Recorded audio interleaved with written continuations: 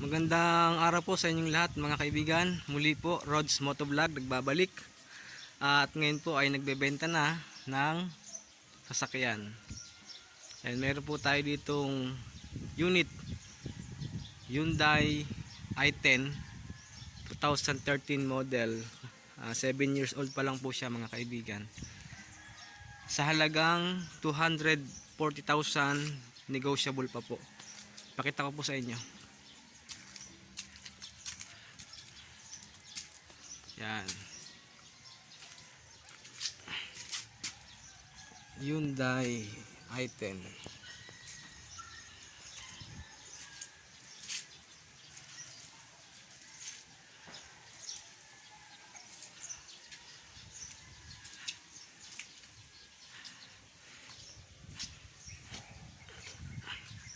Sa mga interesado po, pwede po kayo mag-message sa aking YouTube channel.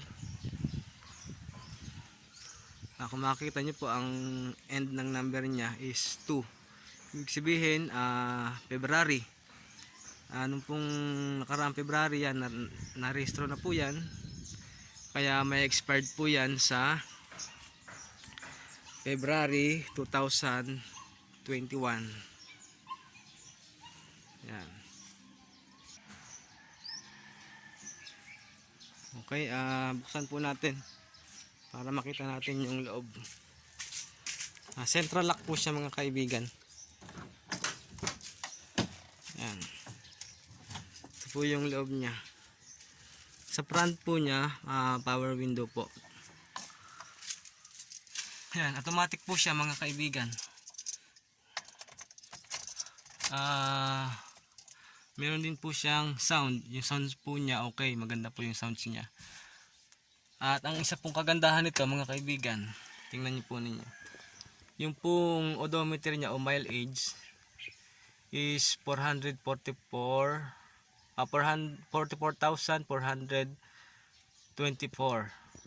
Ayan po. Mababa po yung mileage niya. Kaya hindi siya masyadong gamit sa loob ng 7 years. Ito po yung loob niya. Sa likod niya meron pang insulator. Sa loob niya, sa likod niya merong 3 katao na pwedeng sumakay. Ayan. Automatic po siya. Tingnan natin.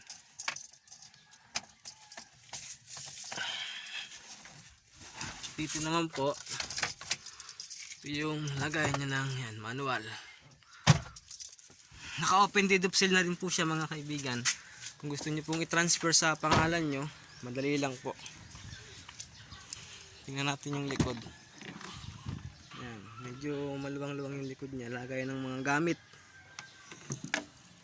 Ngayon, issue. Siyempre dahil second hand, yan, nawala na yung emblem dito. Tinanggal ng mga bata. Pero mura lang naman yan mga kaibigan.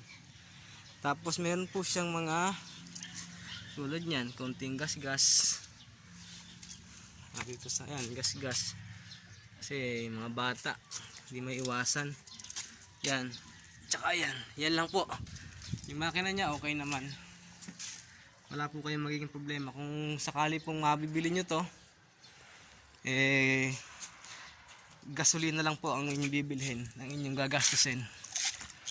Ready na po siya. Ngayon, abangan po ninyo mga kaibigan kung mabibili itong sasakyan natin na to.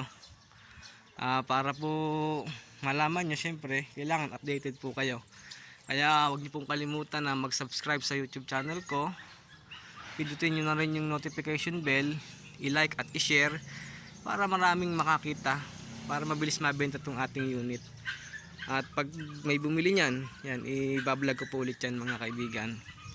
At kung loobin po na mabili yan, siyempre dahil nagba-buy and sell tayo ng sasakyan, bibili ulit tayo ng bago. Hindi naman brand new, second hand pa rin. At ibebenta ulit natin. Okay, hanggang dito pa mga kaibigan. At sana po may mga buyer dyan na nanonood. Magandang umaga o araw.